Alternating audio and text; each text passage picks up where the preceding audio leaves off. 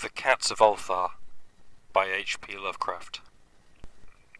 It is said that in Ulthar, which lies beyond the river Skye, no man may kill a cat, and this I can verily believe as I gaze upon him who sitteth purring before the fire. For the cat is cryptic and close to strange things which men cannot see. He is the soul of ancient Egyptus, and bearer of tales from forgotten cities in Meroe and Ophir. He is the kin of the jungle's lords, and heir to the secrets of hoary and sinister Africa. The Sphinx is his cousin, and he speaks her language, but he is more ancient than the Sphinx, and remembers that which he hath forgotten. In Ulthar, before ever the burgesses forbade the killing of cats, there dwelt an old cotter and his wife, who delighted to trap and slay the cats of their neighbours. Why they did this I know not, save that many hate the voice of the cat in the night, and take it ill that cats should run stealthily about yards and gardens at twilight. But whatever the reason, this old man and woman took pleasure in trapping and slaying every cat which came near to their hovel, and from some of the sounds heard after dark, many villagers fancied that the manner of slaying was exceedingly peculiar. But the villagers did not discuss such things with the old man and his wife, because of the habitual expression on the withered faces of the two, and because their cottage was so small and so darkly hidden under spreading oaks at the back of a neglected yard. In truth, much as the owners of the cats hated these odd folk, they feared them more, and instead of berating them as brutal assassins, merely took care that no cherished pet or mouser should stray toward the remote hovel under the dark trees. When, through some unavoidable oversight, a cat was missed and sounds heard after dark, the loser would lament impotently, or console himself by thanking fate that it was not one of his children who had thus vanished. For the people of Ulthar were simple, and knew not whence it is all cats first came. One day, a caravan of strange wanderers from the south entered the narrow cobbled streets of Ulthar. Dark wanderers they were, and unlike the other roving folk who passed through the village twice every year.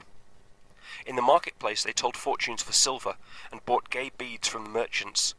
What was the land of these wanderers none could tell, but it was seen that they were given to strange prayers, and that they had painted on the sides of their wagons strange figures with human bodies and the heads of cats, hawks, rams, and lions. And the leader of the caravan wore a headdress with 2 horns and a curious disc betwixt the horns. There was in this singular caravan a little boy with no father or mother, but only a tiny black kitten to cherish.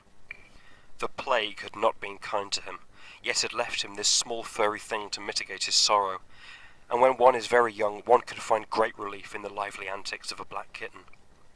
So the boy, whom the dark people called Meanies, smiled more often than he wept as he sat playing with his graceful kitten on the steps of an oddly painted wagon. On the 3rd morning of the wanderer's stay in Ulthar, Meanies could not find his kitten, and as he sobbed aloud in the marketplace, certain villagers told him of the old man and his wife, and of sounds heard in the night. And when he heard these things, his sobbing gave place to meditation, and finally to prayer. He stretched out his arms toward the sun and prayed in a tongue no villager could understand, though indeed the villagers did not try very hard to understand, since their attention was mostly taken up by the sky and the odd shapes the clouds were assuming. It was very peculiar, but as the little boy uttered his petition, there seemed to form overhead the shadowy, nebulous figures of exotic things, of hybrid creatures crowned with horn-flanked discs. Nature is full of such illusions to impress the imaginative.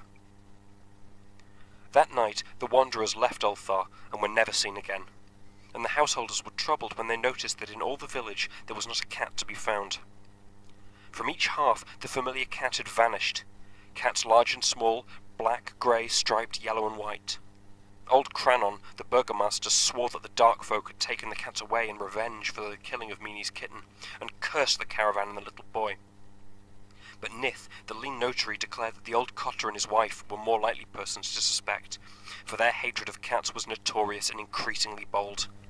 Still, no one durst complain to the sinister couple, even when little Atal, the innkeeper's son, vowed that he had at twilight seen all the cats of Ulthar in that accursed yard under the trees, pacing very slowly and solemnly in a circle around the cottage 2 abreast, as if in performance of some unheard-of rite of beasts.